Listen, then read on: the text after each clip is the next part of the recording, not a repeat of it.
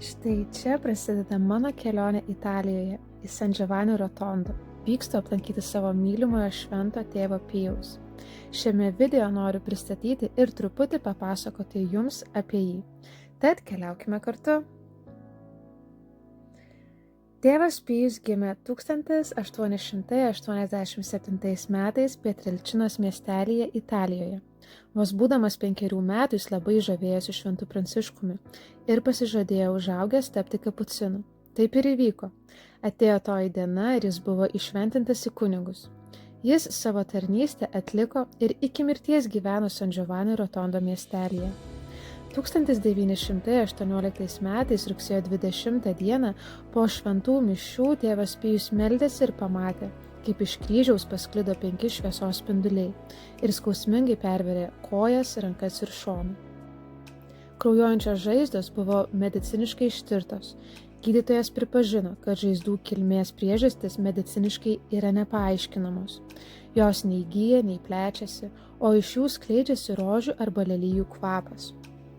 Vienuolis kapucinas turėjo nepaprastą sugebėjimą teikti dvasinius patarimus tiems, kurie ieškojo jo pagalbos. Tėvas Pijus 17 valandų per dieną praleisdavo išpažinčių klausykloje. Kristus suteikė jam malonę pažinti žmogaus sielą ir sąžinę. Jis daugiau žinojo apie juos, negu jie apie save. Labai daug žmonių po išpažinties pakeitė savo gyvenimą, nuostatas ir požiūrį, buvo išgydyti iš nuodėmės. Tėvas Pijus liudijo, kaip nuostabiai Jėzus veikia per šį meilės ir gailestingumo sakramentą. Tėvas Pijus buvo giliai atsidavęs maldai, kasdien po kelias valandas praleisdamas intymiam pokalbį su Dievu. Daugelis žmonių patyrė fizinius ir dvasinius išgyjimus per jo užtarimą. Tėvas Pijus mirė 1968 metais rugsėjo 23 dieną. 50 metų turėjo stigmas, kurios prieš pat mirtį visiškai išnyko. Jonas Paulius II jį paskelbė palaimintuoju, o 2002 metais, birželio 16 dieną, paskelbė jį šventuoju. 2008 metais, balandžio mėnesį, švento tėvo Pijaus relikvijos buvo iškeltos iš kapo kriptoje, sudėtos į stiklinį sarkofagą ir išstatytos viešam lankymui. Po mirties jo kūnas išliko visiškai nesuiręs, nors nebuvo dirbtinai konservuotas. Neirstantys šventųjų kūnai yra ženklas, jog Dievas yra, jog Kristus tikrai prisikėlė iš numirusių ir veikia savo šventuosiuose, ir kad jis pajėgs ištesėti savo pažadą, prikelti mus paskutinėje dieną. Popiežius Benediktas XVI yra pasakęs, kad Pijus yra vienas iš tokių, kuriuos Dievas laikas nuo laiko siunčia į šį pasaulį dėl žmonių atsivertimo.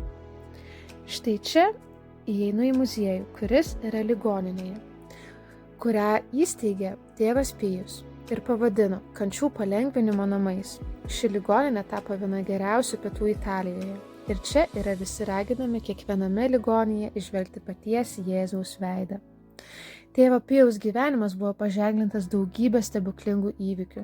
Šie stebuklai pasitarnavo kaip Dievo buvimo ir galios ženklai. Tai įkvėpė žmonėse tikėjimą ir atsidavimą Dievui.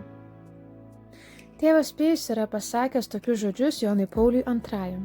Kai susitiksi su lietuviais, pasakyk, kad jokia tauta neturi tiek šventųjų kankinių kaip Lietuva.